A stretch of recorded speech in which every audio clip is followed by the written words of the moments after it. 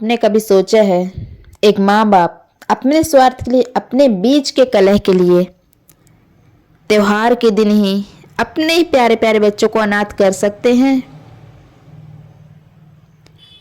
पति के वर्कलोड की वजह से अगर पति घर लौटता है तो क्या पत्नी सुसाइड कर सकती है? यह कहाँ तक सही है? जी हाँ, पति घर लेट से आया तो पत्नी ने जान दे दी, साथ ही पति भी इस दुनिया में अब नहीं रहा। क्या है पूरा मामला, आइए जाने। नमस्कार, प्रणाम, स्वागत है आप सबका कलयुग के क्राइम के आज के इस नए एपिसोड में। आज की सच्ची घटना जो हम सुनाने जा रहे हैं, यह सुनकर शायद आप सोचने पे मजबूर हो जाएंगे कि यह काम को स्थिरता देना सही है? अपने काम को छोड़कर अपने घर वापस आना सही है? क्या यह ज़रूरी हो जाता है कि हम अपने घर वालों के लिए अपना काम छोड़ दें? क्या काम छोड़ने पर पत्नी सुसाइड कर लेगी तो हम चले जाएं घर? यह पूरा मामला है राजस्थान जयपुर के शहर हरमाड़ा थाना इलाके के एक नांगल सिरस नामक गांव का, जहां एक पूरा परिवार अपनी खुशहाल जिंदगी जी रहा था। 2 बच्चे थे, एक बेटी और एक बेटा। पत्नी मोनिका जिसकी उम्र 35 वर्ष बताई जाती है, पति घनश्याम बुनकर जिसकी उम्र 37 वर्ष थी। 20 अक्टूबर, जैसा कि आप लोग जानते हैं, 20 अक्टूबर 2024 को करवा चौथ था। सारी सुहागिनें अपने अपने पतियों के लिए करवा चौथ और उसकी लंबी उम्र के वरदान के लिए करवा चौथ का उपवास रखती है। उस दिन मोनिका भी उपवास रही। पूरा सज धज के श्रृंगार करके छत पर रही सारी औरतें चांद देखी, पूजा की और मोनिका बस चांद को निहारती रही। वह इस आस में थी कि अभी उनके पति आएंगे, अभी उनके पति आएंगे, लेकिन उनके पति मार्केटिंग कंपनी में जॉब करते थे, वर्कलोड ज़्यादा था और वह उस रात नहीं आ पाए।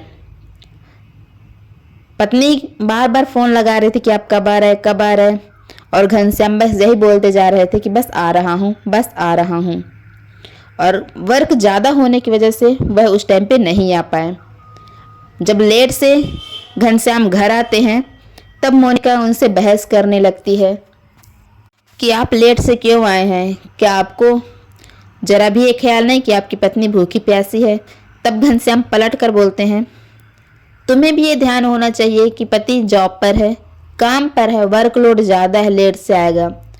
बस होना क्या था, धीरे धीरे दोनों के बीच बातचीत बढ़ते गई। बात इतनी ज़्यादा बढ़ गई, इतनी ज़्यादा बढ़ गई कि इसके अंजाम की कल्पना आप लोग नहीं कर सकते।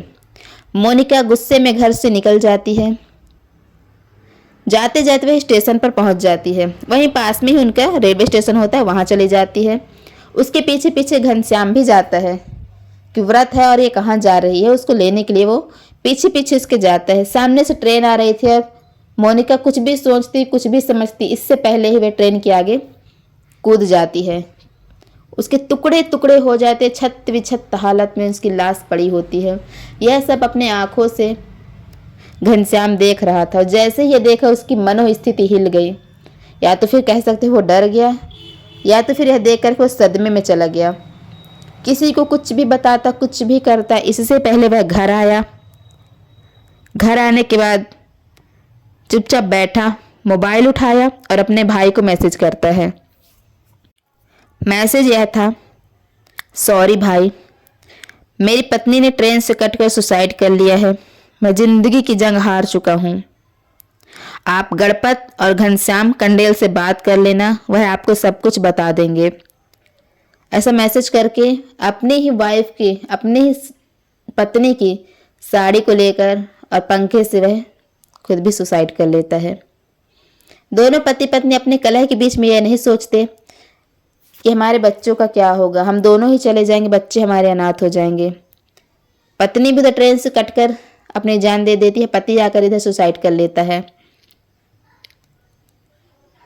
जब तक उसका भाई मैसेज देखता, देख कर जैसे ही घर आया, कॉल किया सबको, तब तक भाई की भी जान जा चुकी थी। पुलिस आती है, कार्यवाही करती है, दोनों का पोस्टमार्टम कराया जाता है और लाश को ला करके घर वालों के सुपुर्द कर दिया गया है।